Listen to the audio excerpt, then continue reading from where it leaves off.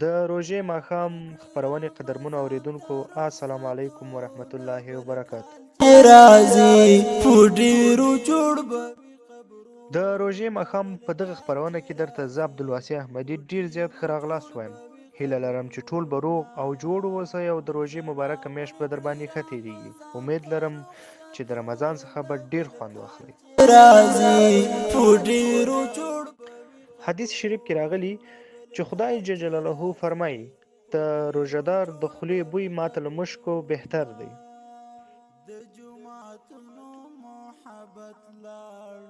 په خپرونه کې را سره تکړه ملګری زیرک ځوان ښاغلی احمد غني بهیر صاحب دی. بهیر صاحب ستړی مشي، اورېدونکي دې په ټولنیزو رسنیو کې غږ اوري. بهیر صاحب زما لومړی پوښتنه به دا وي که راته ووایه چې په روژې کې باید په خپلو کورونو کې د کورنیو له غړو سره څنګه چلند وکړو. نحمده ونصلي على رسوله الكريم اما بعد. علیکم سلام ورحمت الله وبرکاته. احمدي صاحب کور مو ودان، لوی خدمت مو غاړه ایښې ده، الله جل جلاله دې درته قبول کړي. احمدي صاحب ښه پوښتنه مو وکړله. د روژې مبارکې په میاشت کې موږ او تاسو ته پکار ده چې د کور د غړو افرادو سره ډېر له نرمي چلند نه کار واخلو او بالخصوص له حوصلې نه کار واخلو.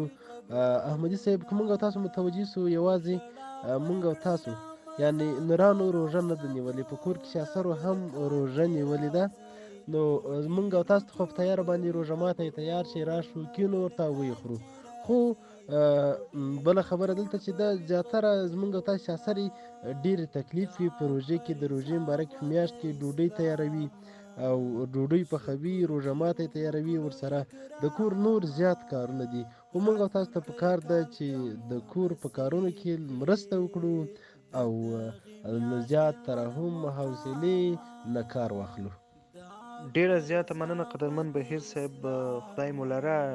ډیرو ښو مسایلو ته مو اشاره وکړه، ډیرو ښو برخو ته مو اشاره وکړه. هیله لرم چې اوریدونکي ستا له مثبتو لارښوونو څخه مثبته استفاده وکړي. ډیره زیاته مننه بهیر صاحب. که دا راته ووایه چې ستاسو په ان خدای جل جلاله لمونږ په روژه کې څه غواړي؟ د دې پوښتنې په ځواب کې درته ووایم احمدي صاحب، الله جل جلاله فرمایي بسم الله الرحمن الرحیم وما خلقت الجن والانس الا لیعبدون.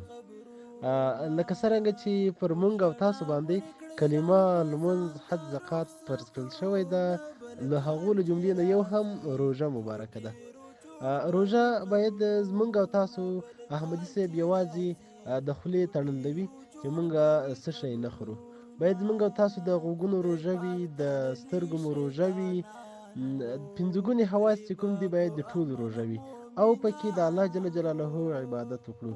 الله جل جلاله له موږ نه خپل عبادت غواړي چې د هغه حق ادا کړو.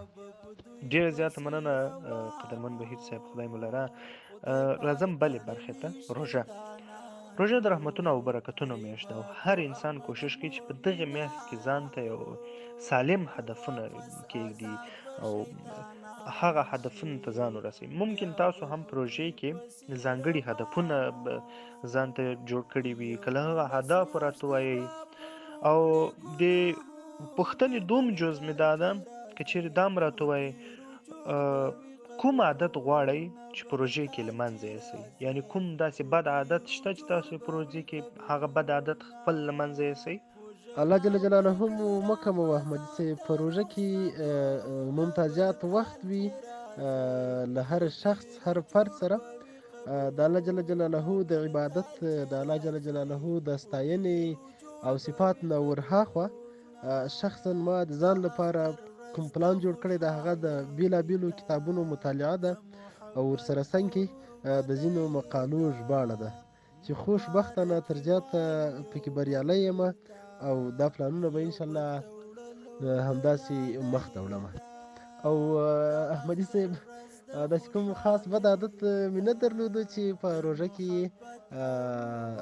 ځان لرې کړم، خو بیا هم انسان ده کوشش کوو احمدي صاحب چې کومې کوچنۍ خطایانې لرو نو هغه به هم د مبارکې میاشتې تر پایه له ځانه محو کوو.